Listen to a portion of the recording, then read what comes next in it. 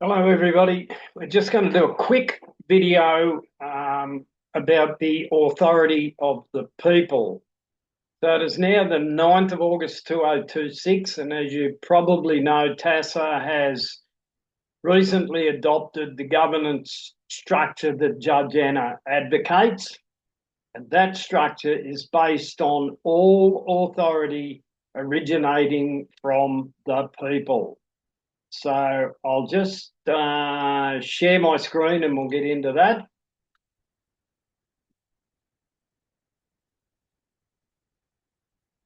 We need to go back to the start. And we need to go probably there. And I'll get rid of that.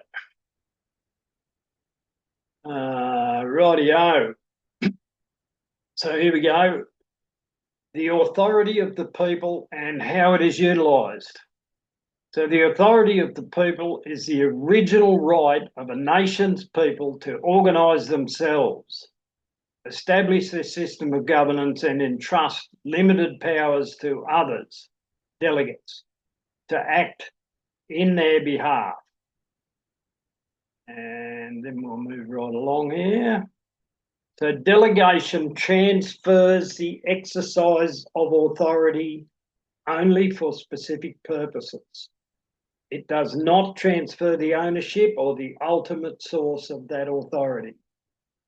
A sound governance structure depends on a clear and traceable chain of authority. Every office, court, committee, and public official should be able to identify the source of its authority and the limits within which it may act. The principle behind authority.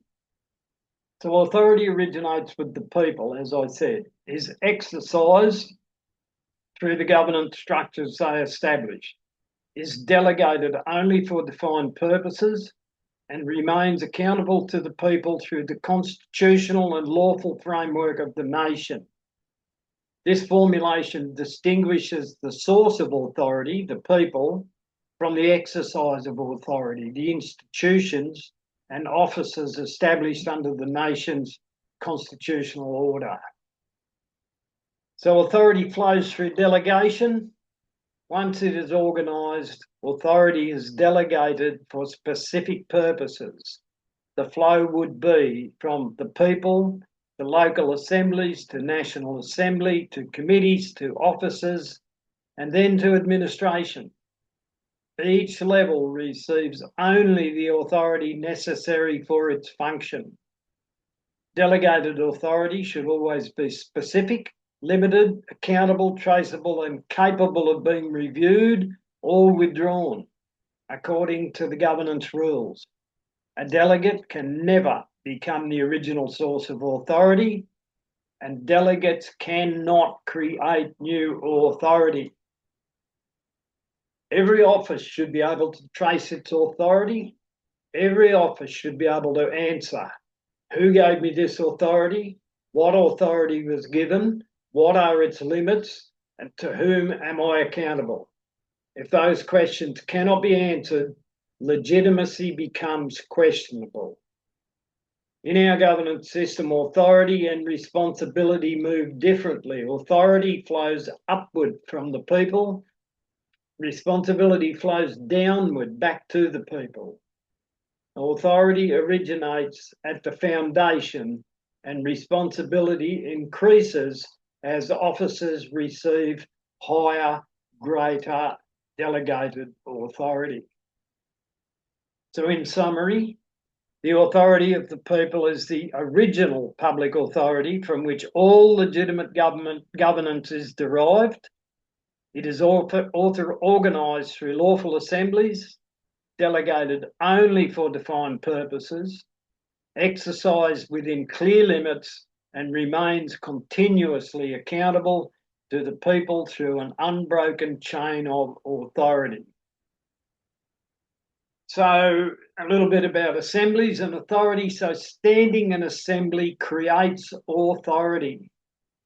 Venue gives authority a home. Seating anchors authority to that venue, and jurisdiction begins when authority and venue come together. Why authority matters? Without authority, there is no legitimacy. Without a clear chain of authority, government becomes self-appointed. Without accountability, authority becomes power. If the people no longer originate, delegate, and ultimately control government or governmental authority, they are no longer governing themselves. They are simply being governed by the institutions administering the system. And with that, I will stop the share. So there you have it, brief, a little bit intense. But we do need to understand that, because you and I, we are the people, you and I, we are the authority. We are the original authority. That authority begins with us. And with that, I